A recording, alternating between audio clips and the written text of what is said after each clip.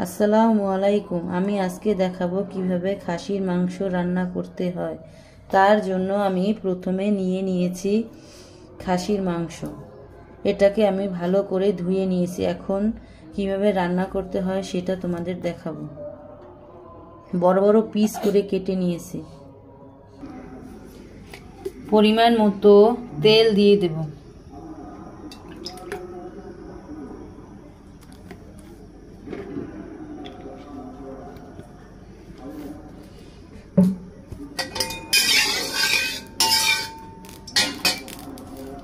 এর ভেতর আমি এখন এলাচ, দারচিনি, তেজপাতা দিয়ে দেব।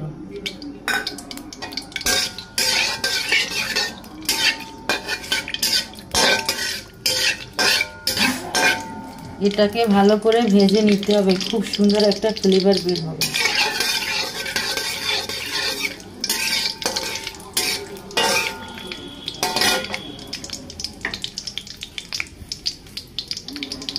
এর ভেতর আমি এখন পরিমাণ মতো আদা বাটা দিয়ে দেব।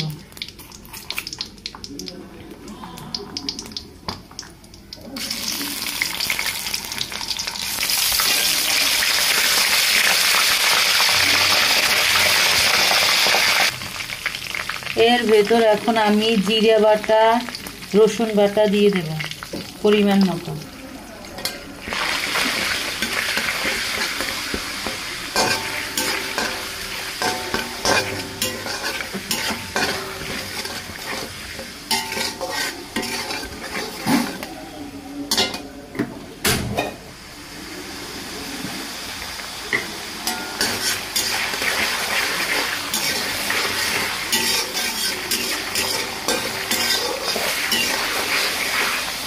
এর ভেতর আমি এখন কেটে রাখা পেঁয়াজ কুচি দিয়ে দেব পরিমাণ মতো।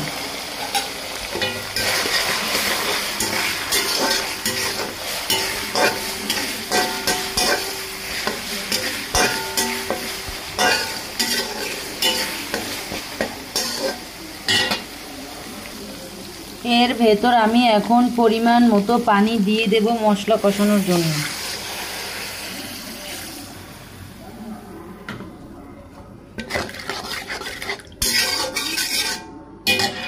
এর ভেতর আমি এখন হলুদের গুঁড়া, মরিচের গুঁড়া, লবণ পরিমাণ মতো দিয়ে দেব। দিয়েছি আমি। এখন এটাকে ভালোভাবে নাড়াচাড়া করে দেব। 5 মিনিটের জন্য মশলা কষানোর জন্য রেখে দেব।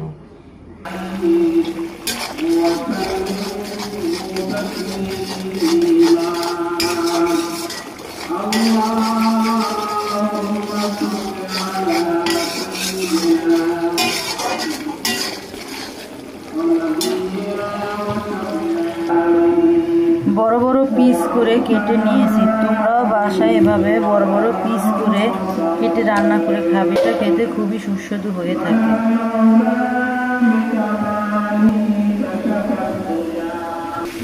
আমি এখন মাংসগুলোকে দিয়ে দেব।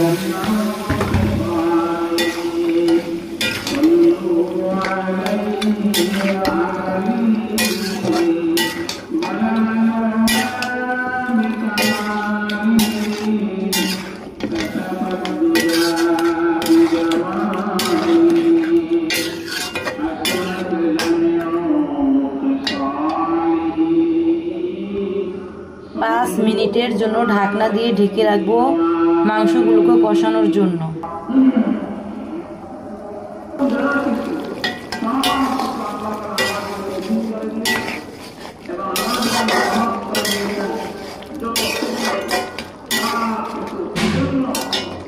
এর ভেতর আমি 3 থেকে 4টা কাঁচামরিচ দিয়ে দেব।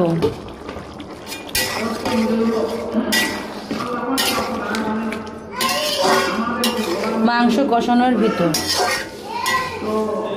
কাঁচামরিচ দেওয়ার কারণ হলো মাংসের স্বাদ দ্বিগুণ বাড়িয়ে দিবে। তার জন্য আপনারা যখন বাসায় খাসির মাংস রান্না করবেন তখন মাংস কষানোর ভেতর 3 থেকে 4-5টা কাঁচামরিচ দিয়ে দেবেন, তাহলে মাংসের স্বাদ দ্বিগুণ বেড়ে যাবে। মাংস কষানো শেষ। এখন পরিমাণ মতো পানি দিয়ে দেব।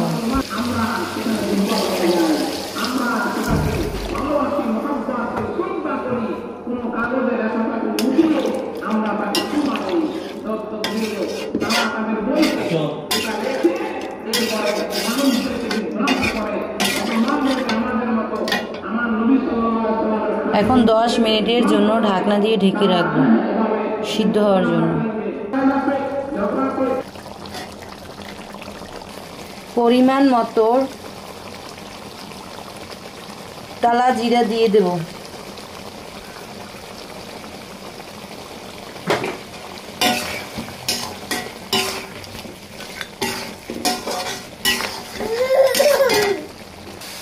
রান্না করা শেষ, এখন আমি বাটিতে নামিয়ে নেব।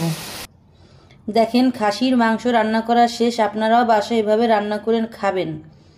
আমার রান্না ভালো লাগলে লাইক কমেন্ট শেয়ার করে দিবেন এবং চ্যানেলটাকে সাবস্ক্রাইব করে দিবেন। আসসালামু আলাইকুম।